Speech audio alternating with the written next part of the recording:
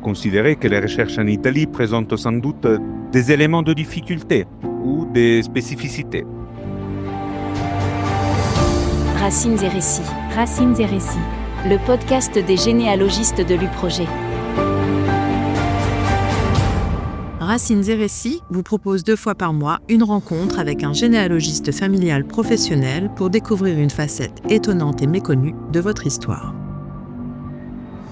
Bonjour à toutes et à tous. Pour ce 5e épisode de Racines et récits, nous allons franchir les frontières de l'Hexagone pour rendre visite à nos voisins italiens. Beaucoup de Français se découvrent des ancêtres italiens dans leur arbre généalogique, et ce en grande partie dû aux vagues d'émigration qui se sont succédées de 1860 à l'après-Seconde Guerre mondiale. C'est ainsi que près de 4 millions de Français auraient les racines italiennes. Notre invité, généalogiste, membre de l'U-Projet, va nous expliquer comment les retrouver, les identifier et les intégrer dans nos généalogies. Valerio Diotallevi, bonjour, ou plutôt buongiorno. Buongiorno, bonjour Stéphane. Valerio, merci d'avoir accepté notre invitation au micro de Racines et Récits. Tu es né en Italie, tu es installé en France depuis 2007 et tu interviens régulièrement dans la revue française de généalogie sur ce thème des recherches généalogiques transalpines. Alors Valerio, ma première question, elle va être toute simple. C'est compliqué de retrouver ses ancêtres italiens ? En effet, si le maître étalon, ce sont des recherches d'histoire familiale en France, effectuées par un public français, on peut considérer que les recherches en Italie présentent sans doute des éléments de difficulté ou des spécificités.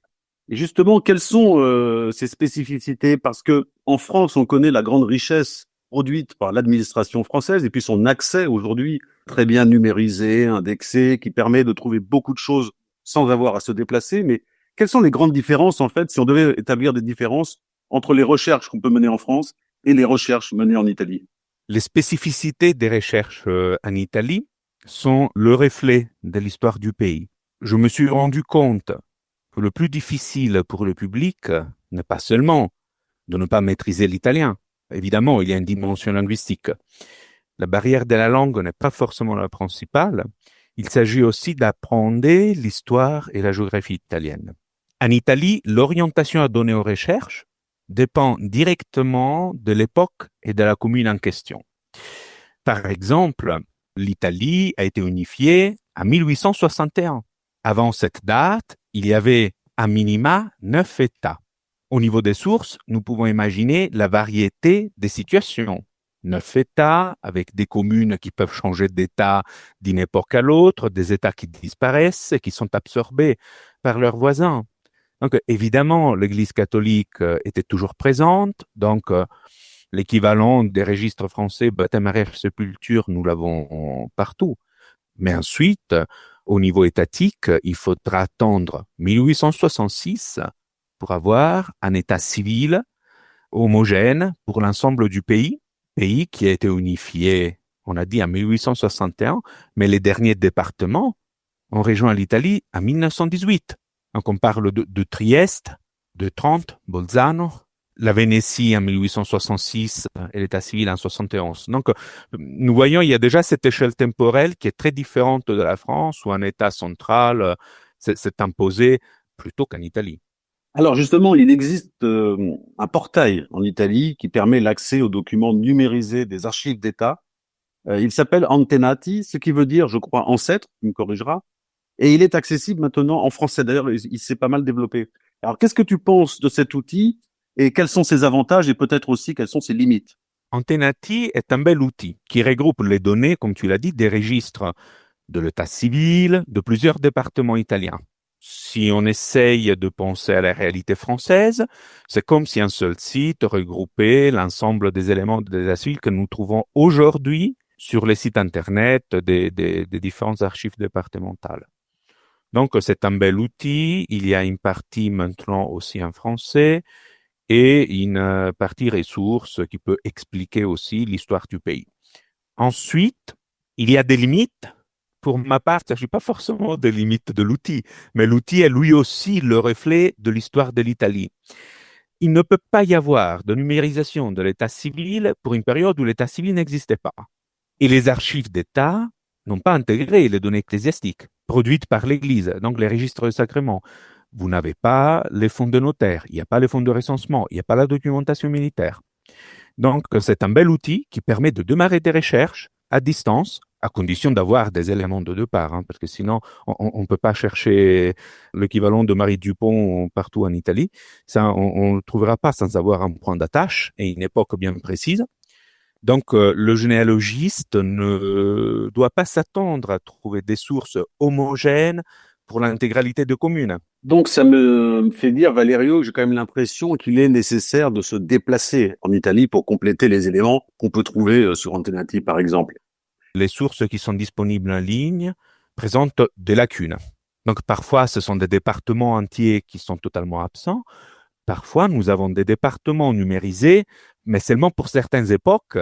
Ou alors, dans une ville, vous avez une décennie qui manque ou un millésime qui est absent.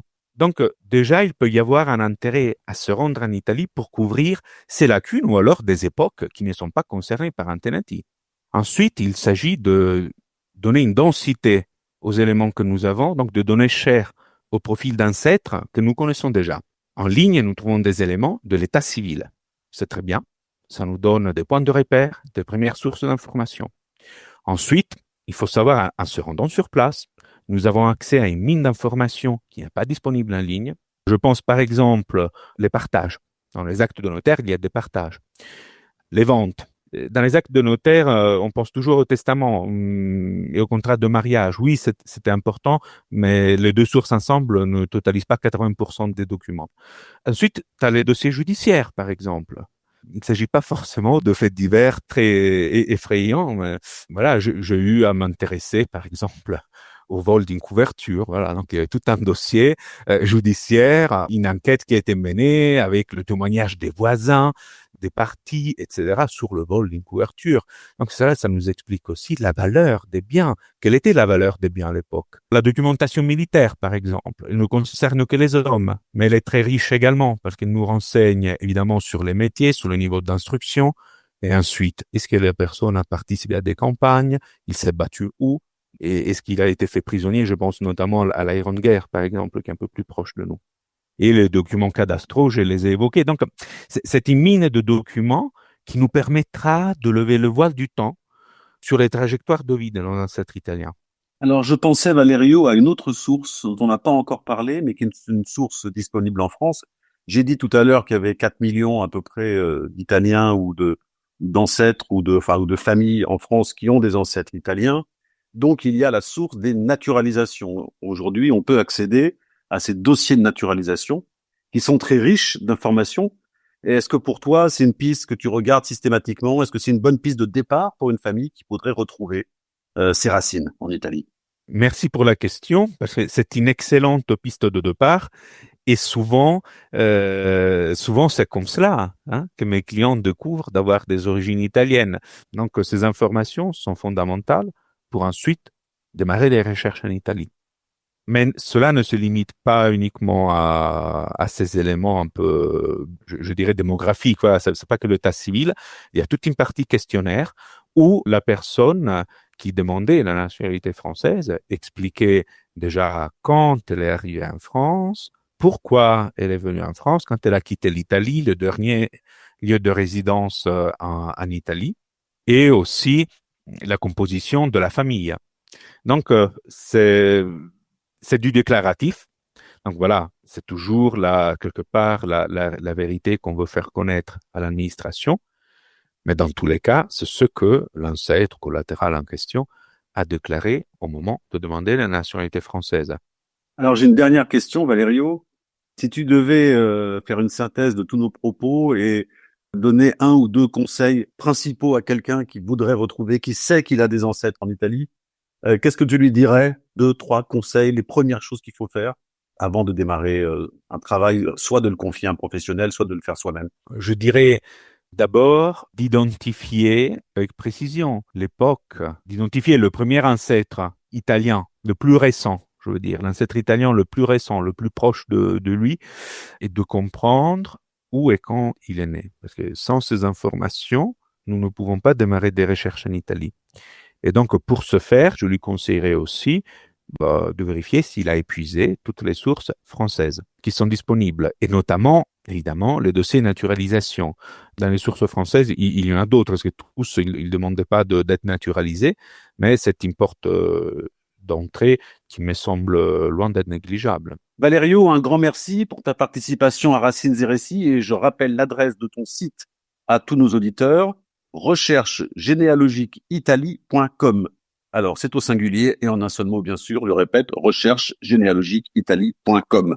Un grand merci Stéphane pour m'avoir donné l'occasion d'expliquer les particularités de recherche dans mon pays en public français. Vous venez d'écouter le 5e épisode de Racines et Récits.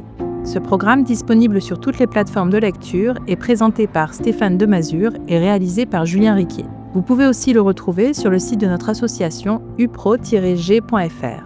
Rendez-vous pour notre prochain épisode avec Fabien Godard qui va nous parler d'une mine d'or d'informations, l'inventaire après décès. À bientôt!